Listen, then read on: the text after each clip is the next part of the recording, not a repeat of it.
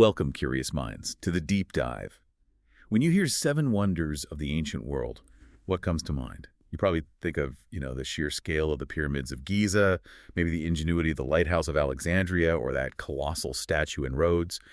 They're legendary for a reason.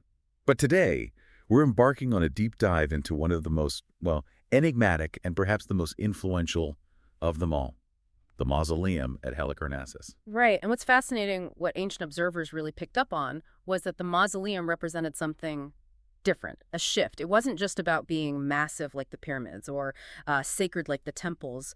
This was celebrated for its, the phrase they used was its sublime fusion of architectural form and sculptural narrative. So more than just a building, it was art and politics combined. Precisely. It went beyond just function. It was conceived as a deliberate work of art, yes, but also a really powerful political statement. And you can't deny the impact it had. I mean, the name itself, that this one structure, built for this ruler, Mausolus, gave us the word for any grand tomb. Mausoleum. We still use it. That's incredible, isn't it? It really is. Its inclusion on the list tells you something. It signals that people back then recognized a new kind of monumentality emerging. It was personal, it was dynastic, but it was conceived as a supreme public art. It really set a precedent for funerary architecture. It wasn't just about burial anymore. It was about projecting a story, blending cultures, chasing, immortality. Okay, so that's our mission for this deep dive then. Let's try and unpack everything we know about this lost wonder.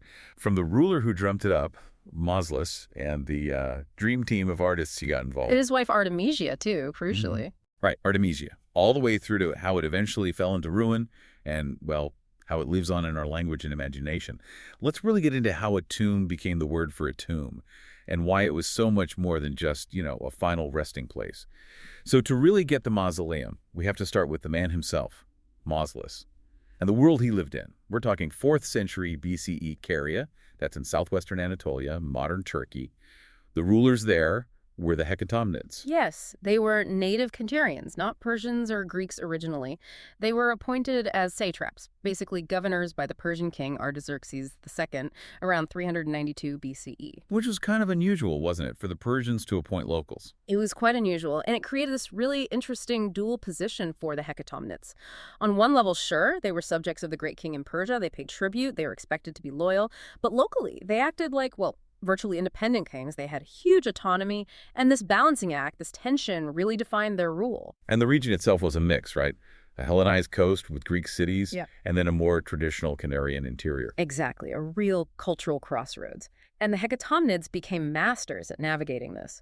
They used their unique position to build up a state that was powerful, rich, and culturally quite sophisticated, sort of on the edge of both the Greek and Persian worlds. They were playing a smart game, weren't they? Stuck between these two massive empires. A very smart game. And it raises that key question, doesn't it? If you're a ruler in that kind of tricky spot, how do you project your power? How do you define your identity to all these different groups? Greeks, Persians, your own Canarian people?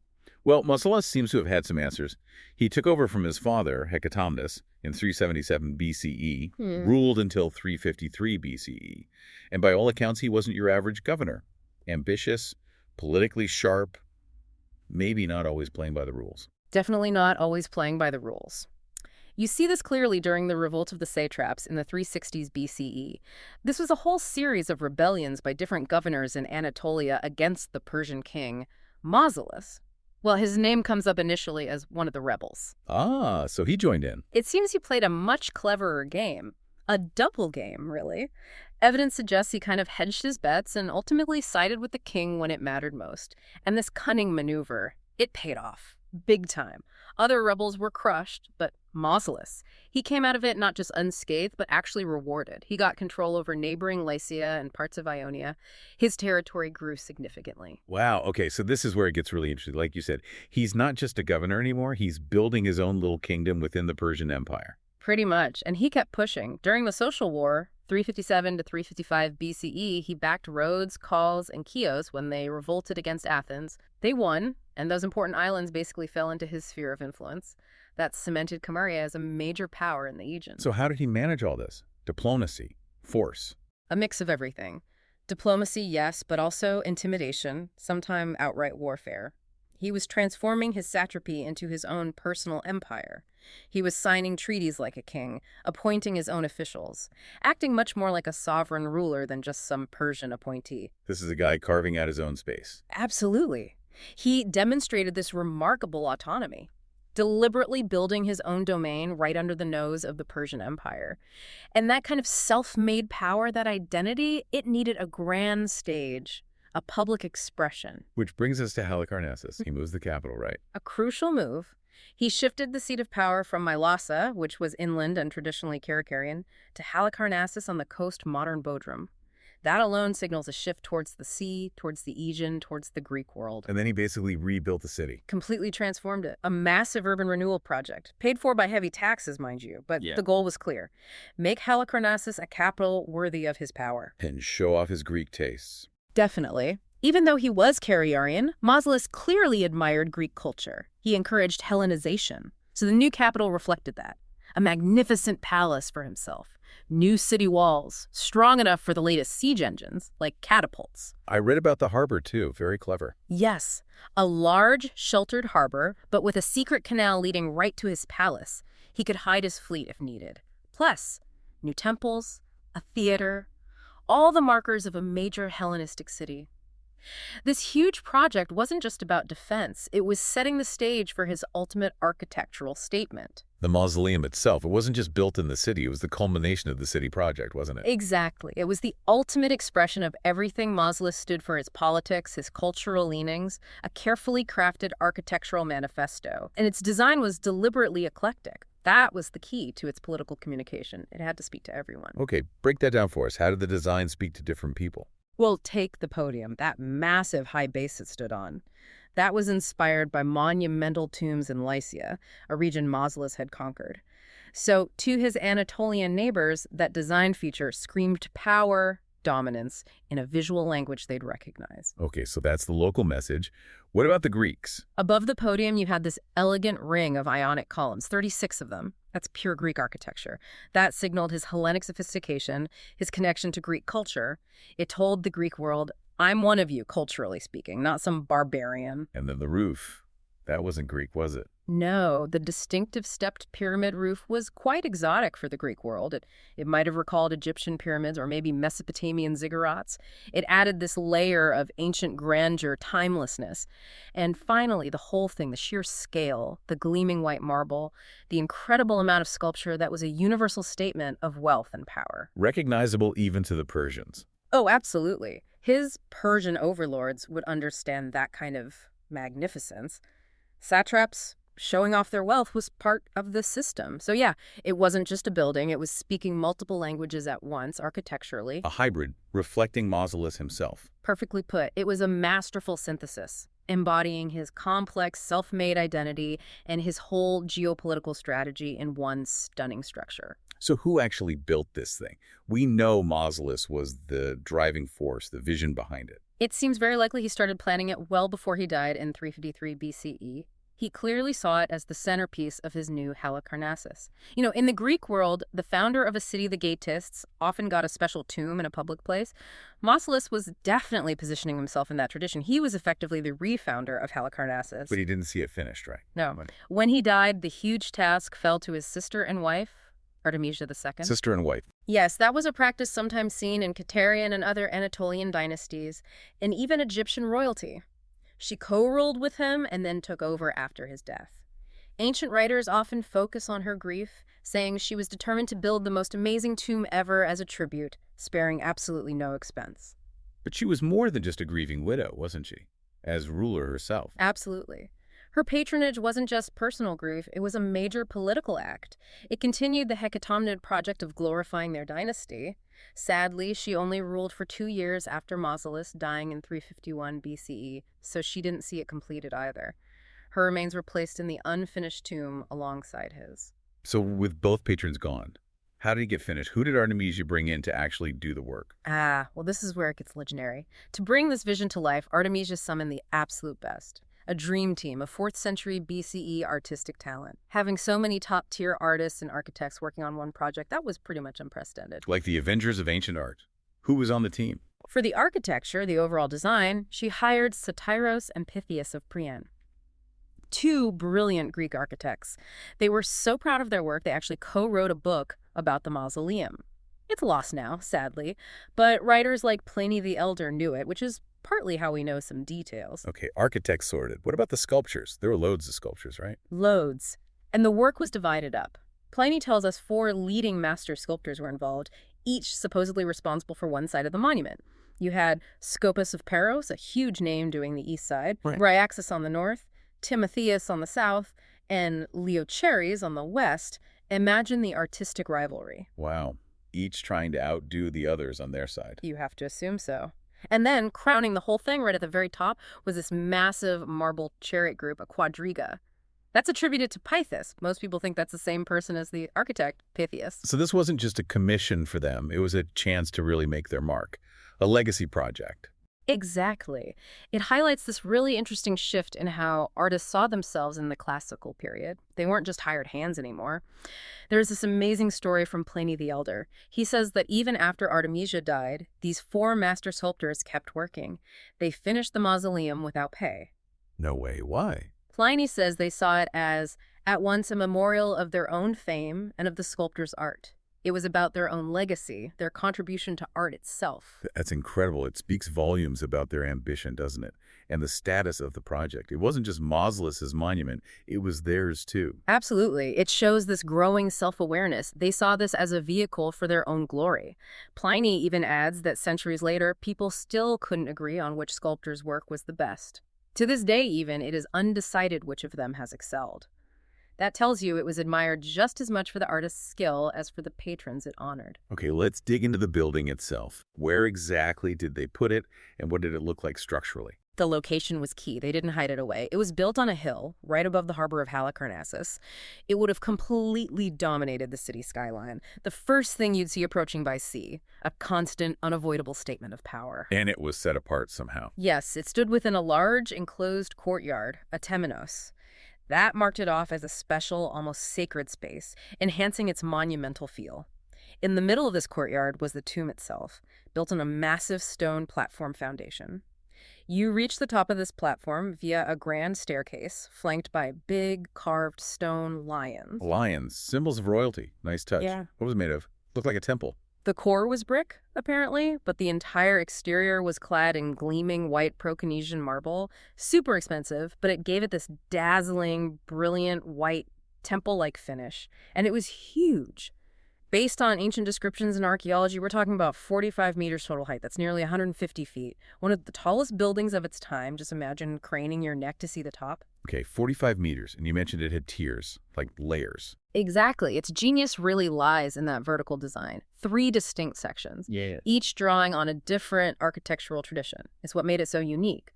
The lowest third was that massive high podium we talked about, really elevated the main structure. The Lycian part. Right, inspired by Lycian tombs like the Nereid monument. And crucially, this podium wasn't blank stone. It was covered in those sculptive friezes, the battle scenes. Okay, so podium first, then what? Then came the middle section, the Pteron.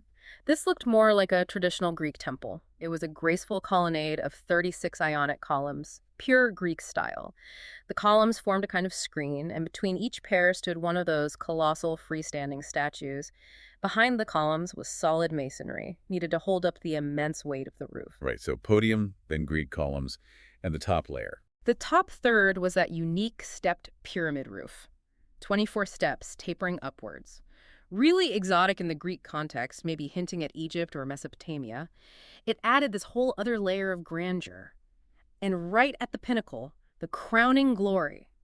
That huge marble quadriga, the 4-horse chariot carrying figures thought to be Mausolus and Artemisia up to the heavens. It sounds absolutely breathtaking, like this architectural mashup, as I said, taking bits from different cultures but creating something totally new and coherent. Precisely. And if you link that back, it perfectly mirrors Mausolus's own blended identity. His effort to appeal to Greeks, Persians, Anatolians all at once. The building was the message. But there's a catch, isn't there? Getting the exact dimensions right. You mentioned Pliny the Elder. Ah, yes, the riddle of Pliny. This is the big headache for anyone trying to reconstruct it accurately. Pliny, writing in the 1st century CE, gives us the most detailed description, but his numbers, well, they don't quite work together. What kind of problem? He gives a total circumference for the base, somewhere around 411 or 440 Roman feet, depending on the manuscript. But then he gives lengths for the north and south sides as 63 feet and says the front and back were shorter. If you try to make a rectangle with those side lengths, it just doesn't add up to the perimeter figure he gives. It's contradictory. Okay. That's awkward. Very. Then he gives the height of the colonnaded part, the pteron, as 25 cubits. That's about 11.4 meters or 37 feet. And he says the pyramid on top was equal in height to the building below, so another 11.4 meters. And the total height with the chariot on top, he puts at 140 Roman feet, which actually matches the 45 meters pretty well. So some numbers seem okay, others just clash. Exactly. And these inconsistencies force scholars into difficult positions. Do you ignore some of Pliny's numbers, assume the text got corrupted over time, or do you try to invent really complex ground plans to somehow make all the figures fit, even if it looks a bit strange? So we have this incredible description, but the numbers are like a puzzle with missing or wrong pieces. It's like a riddle left for us by history. It really is. It raises that important question. How do we reconstruct something when our best ancient guide leaves us with so many contradictions? While things like the total height seem plausible and the number of columns, 36, and pyramid steps, 24, are generally accepted based on Pliny and other clues, those base dimensions remain the biggest puzzle. It's amazing how something so famous that stood for so long can still hold these mysteries. Absolutely. But let's talk about what we do know adorned it, the sculpture. It wasn't just architecturally innovative, it was a gallery in marble. Right, you mentioned the friezes on the podium. The battle scenes? Yes, at least 3 major narrative friezes, carved in high relief, and they would have originally been brightly painted. Imagine how vivid that looked. The most famous is the Amazonomachy, the battle between Greek heroes and Amazon warriors. We have quite a few slabs of this, thankfully, now in the British Museum. They're incredibly dynamic. And the others? There was a Centauromachy Lapiths versus Centaurs, another classic Greek theme symbolizing civilization versus chaos. And a third one depicted a chariot race, though we know less about that one. And these weren't just random myths, they meant something specific here. Oh, definitely. In Greek art, these myths often served as allegories. Battles against Amazons or centaurs could represent Greek victories over barbarian enemies like the Persians. For Mausolus, using these themes was a powerful way to align himself with Greek ideals, reinforcing his cultural and political stance. He was essentially saying, my rule represents order and civilization, just like these Greek legends. Clever. But it wasn't just friezes, right? There were freestanding statues, too. Loads of them. Potentially hundreds. Some estimates go as high as 400 individual statues throughout the complex. The most prominent were those colossal ones standing between the columns of the Pteron, larger than life-size. And we have some of those. We have 2 magnificent examples, each about 3 meters or 10 feet tall, found by Newton. They're now in the British Museum. Traditionally, they're identified as Mausolus and Artemisia. The male figure, especially, is incredibly powerful. Some even attribute it to Scopas himself. Though there's some debate if they're actual portraits. There is. Some scholars argue they might be more idealized figures, maybe representing royal ancestors or the heroic status of the dynasty rather than specific likenesses. But they are clearly royal figures of immense importance. And statues elsewhere, too. Yes, all over. Statues of gods and goddesses probably lined the walls of the outer courtyard. Mounted warriors guarded the corners of the platform. And those lions we mentioned flanking the stairs, probably more lions were placed as guardians at the base of the pyramid, too. Symbols of power everywhere. It must have been an overwhelming display of sculpture. And all leading up to the very top, the chariot. The crowning piece, the quadriga, the work of Pythos. This huge 4-horse chariot symbolizing triumph, symbolizing apotheosis, becoming a god. Carrying figures of Mausolus and Artemisia, presumably on their final journey upwards. We have pieces of this, too. Yes, thankfully. Newton found fragments, a chariot wheel over 2 meters across. Just imagine the size of the whole thing. And parts of the horses, including that incredibly famous, beautifully carved horse head and a foreleg. Seeing those fragments in the British Museum really gives you a sense of the scale and the sheer artistry involved, even 150 feet up in the air. So let's connect the dots on the art. This wasn't just pretty decoration, it was a massive statement, essentially declaring Mausolus and Artemisia as gods or heroes. It was walking a very fine line, skillfully blurring the boundary between human rulers and divine or heroic status. It was a highly sophisticated visual narrative aimed at securing an eternal legacy. Remember the Greek tradition of honoring city founders, the aetistus, as heroes after death? Mausolus was clearly tapping into that. How did the specific art choices achieve that blurring? Well, first, using those big mythological battle scenes, the Amazonomachy, the Centauromachy, those were subjects usually found on temples dedicated to gods or major heroes, like the Parthenon. Putting them on a personal tomb was audacious. It implicitly put the Hecatomnid dynasty's achievements on par with the great Greek legends. It equated their political struggles with epic myth. Okay, that's bold. What else? The placement of those colossal statues between the columns, that put the rulers on the same physical and visual level as statues of gods might occupy in a temple setting. It visually breaks down the hierarchy. And then the ultimate statement, the quadriga on top. The symbol of becoming a god. Exactly, apotheosis. It evokes images of Helios, the sun god, driving his chariot across the sky, or maybe a victorious general celebrating a divine triumph. By placing himself and Artemisia in that chariot, soaring towards the heavens at the very peak of the monument, Mausolus was making an unmistakable claim. They weren't just rulers, they were destined for eternal, heroic, perhaps even divine status. It was a declaration in marble designed to last forever. And for a remarkably long time, it did last. It fulfilled that ambition, didn't it? Absolutely. It stood for over 1,500 years. It became a celebrated landmark long after the Hecatomnid dynasty itself was just a memory. Alexander the Great swept them away only about 20 years after the mausoleum was likely finished. It survived through the Roman Empire into the Middle Ages. It was famous. And incredibly, it became the very last of the 6 destroyed wonders to finally fall. The last one standing, besides the pyramids, obviously. Right. Was it still intact for a long time? It seems largely so. As late as the 12th century, that Byzantine scholar Eustathius wrote about it as something that was and is a wonder. That suggests it was still pretty impressive then. So what finally brought it down? One big event? No, it wasn't a single moment. More like a slow decline over centuries. The main culprits were earthquakes. The whole region is seismically active. Between the 12th and 15th centuries, a series of powerful quakes hit the area, and each one would have weakened the structure bit by bit. Like the one that knocked the chariot off? Exactly. A major quake, probably in the 13th century, is thought to have brought down the colonnade, those 36 columns, and sent the quadriga crashing down from the top, a 45-meter drop. So by the time the Knights of St. John arrived in Halicarnassus in 1402, they found it already in ruins. They noted only the massive base was really recognizable anymore. The Knights of St. John.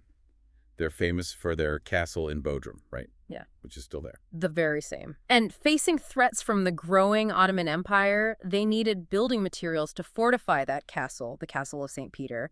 And where did they look? To the convenient, already ruined, massive marble quarry right next door to the mausoleum. So they deliberately dismantled it further. Yes, systematically. Especially in 1494 and again in 1522, they quarried the ruins, taking blocks of marble for their castle walls. It's kind of ironic, though, the act of destroying it for their castle actually preserves some pieces. It is quite ironic, isn't it? They used the finely cut marble blocks and even some of the best relief sculptures like parts of the Amazonomachy frieze directly in the castle walls, often as decoration. So by incorporating them, they inadvertently saved them from being lost entirely or burned for lime, which happened to a lot of ancient marble. And didn't they find the actual tomb chamber? They did in 1522.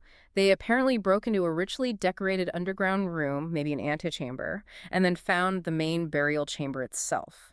But the accounts suggest it had already been looted, whether by grave robbers before the Knights got there or maybe during the chaos of their work, we don't know for sure. But the original contents were gone, the royal remains likely disturbed. So after the Knights finished quarrying, what happened to the site? It was basically abandoned, forgotten. Over the centuries, soil and debris covered the foundations, the town of Bodrum grew over it. The exact location of this wonder of the world was lost. Until the 19th century. Enter Charles Newton. Exactly. Charles Thomas Newton, a British archaeologist working for the British Museum and also serving as a British diplomat in the region. A remarkable figure. In the 1850s, he visited Bodrum Castle, and he had that crucial insight. He saw those marble reliefs built into the walls. The ones the Knights put there centuries earlier. Right. And Newton, with his expert eye, recognized the quality. He knew this wasn't just ordinary decoration. This had to be from the legendary mausoleum described by ancient writers like Pliny. That must have been an electrifying moment. You'd imagine so. It spurred him to get funding from the British government and launch a proper archaeological expedition. He did his homework, studying the ancient texts, surveying the area, and between 1856 and 1859, he excavated. And he found it. He did. He located the site, uncovered the foundations, found remains of the grand staircase, the corners of the podium, confirmed its location. And the finds, a treasure trove. Huge sections of the Amazonomic frieze, those two colossal statues, Mausolus and Artemisia. Fragments of the quadriga, the horse head, the wheel. Lions, architectural pieces. An unbelievable haul, and all shipped to London. Yes. With the permission of the Ottoman authorities at the time, these finds were carefully documented, packed up, and sent to the British Museum, where they became the heart of the mausoleum collection we can see today. It was a landmark rediscovery. So where does that leave the mausoleum today? The physical remains are split. They are. You can go to Bodrum in Turkey and visit the actual site. It's an archaeological park now. You see the foundations in a large pit. You can trace the outlines, see where the burial chamber was, the drainage systems. There's a small museum there, too, with some local finds. But the star pieces are mostly elsewhere. The vast majority of the really significant sculptures and architectural elements, yes, they're in London, in room 21 of the British Museum. That's where you'll find the best sections of the Amazonomic frieze, the Mausolus and Artemisia statues, the lions, the chariot fragments. And that's controversial, isn't it? The repatriation issue. It is. Turkish authorities have formally requested the return of these artifacts, arguing they belong in Turkey, at the site where they were created. It's part of a much wider, ongoing global conversation about cultural heritage, museums, and the legacies of colonialism. A complex issue with no easy answers. But beyond the physical fragments, Newton's discovery kicked off something else, right? The attempt to reconstruct it on paper. Yes, the rediscovery immediately sparked this intense intellectual quest. What did the mausoleum actually look like in its prime? And that's proven incredibly difficult, because every reconstruction is basically a hypothesis, trying to make sense of Pliny's confusing text and the incomplete clues from the ground. It's incredible, like you said, how a building that famous can be so hard to pin down. It really is. And this riddle of Pliny, it actually tells us a lot about how historical knowledge is built. It's not just finding things, it's the constant debate, the re-examining of evidence, the proposing and critiquing of theories. The history of mausoleum reconstructions is a fascinating study in itself. The first major attempt came from Richard Pullen, the architect on Newton's dig back in 1862. His model proposed what's called the large plan, a single row of columns on a really high, solid base based on the excavated foundations and Pliny's larger perimeter figure. But that wasn't the only idea. Oh, no. Almost immediately, other scholars challenged it. Professor C.R. Cockrell, even before Newton fully published, suggested a small plan. He argued for a double row of columns around a smaller central room, trying to make Pliny's 63-foot side measurement work. So for over a century, the debate swung back and forth between variations of these large plan and small plan ideas. People like Ferguson, Oldfield, Adler, they all weighed in, proposing different interpretations, different ways to read Pliny, different ways to analyze the angles of recovered roof steps or the layout of the foundations. It sounds like a proper academic battleground. It was. Cockrell's plan looked elegant but didn't fit the foundations well. Pullen and Newton's matched the ground evidence better but raised questions about structural stability. Oldfield came up with this incredibly complex, cross-shaped colonnade trying to reconcile all of Pliny's numbers. Has anyone settled it? Is there a definitive modern view? The most thorough modern work was done by the Danish archaeologist Christian Jeppesen. He led re-excavations at the site from 1966 to 1977. Jeppesen spent decades meticulously re-examining every fragment, every piece of evidence, both on-site and in museums worldwide. His publications are now considered the foundation for any serious study. His work is incredibly detailed and provides the most authoritative basis we have. But even Jeppesen would likely admit that some uncertainties remain. There's still no single reconstruction that everyone agrees on down to the last detail. The debate continues, albeit on a more informed basis now. So the story isn't over? Not at all. The mausoleum story keeps evolving. Just recently, in 2017, a new initiative called the Danish Halicarnassus project started up. It's a collaboration between Danish archaeologists, like Professor Pol Petersen, who worked with Jeppesen, and a Turkish foundation. What are they hoping to do? It's pretty ambitious. They talk about potentially doing more restoration work at the site, maybe even exploring possibilities for some kind of reconstruction in the future, though that's obviously complex. But their mission is broader, too. They want to excavate more of ancient Halicarnassus itself, find the city walls, maybe the hippodrome, and generally raise awareness, locally and internationally, about how historically important this whole area is.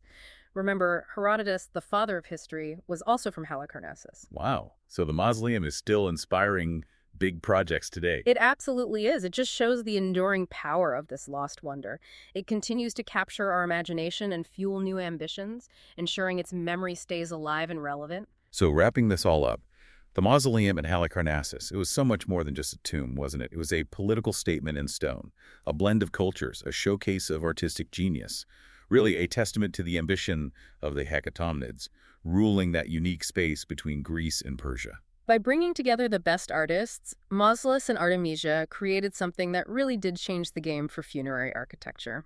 It became this grand stage for projecting power, for claiming a kind of heroic immortality. And even though the building itself is gone, in a way it succeeded, didn't it? It achieved that eternal fame. It absolutely did. It got on the list of wonders. Its name became the word for a grand tomb passed down through millennia. That's about as immortal as a building can get, wouldn't you say? Legacy is complicated. Those scattered fragments in museums, Pliny's confusing text, all those scholarly debates. That's all part of its story now.